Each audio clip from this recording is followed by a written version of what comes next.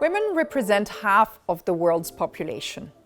At a financial institution like Credit Suisse, they make up 40% of wealth management clients, but they own only around 30% of financial assets. There are many different and often complex factors behind the global gender wealth gap, but it has very real consequences for many women. Women typically live longer than men do, but they tend to have 30 to 40% less balances than men in retirement, putting them at risk of poverty. One factor that is holding women from gaining their future financial security is the pension gap.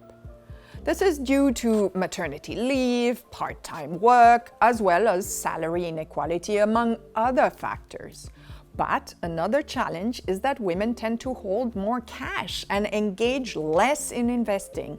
And when they do, they invest more in bonds than in equities. That is what we refer to as the investment gap. But in financial markets, returns are the direct result of taking risk. The outcome is that women too often end up with not enough equities in their investment portfolio. A clear disadvantage for them in growing their capital over time in a low interest rate world, thereby contributing to growing the gender investment gap. This conservative approach has been linked to a certain unease when it comes to investment topics. It could be because investing is not typically part of some women's daily lives. I'm referring here to investing podcasts and magazines or conversations about money with friends. Men tend to do this more than women.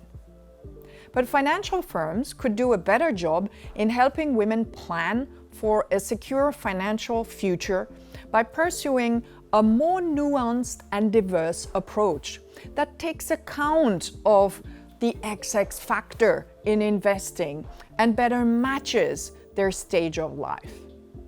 If a woman takes a career break or works part-time to raise children, for example, she may need a different asset allocation than a male colleague who has no interruption in his income stream.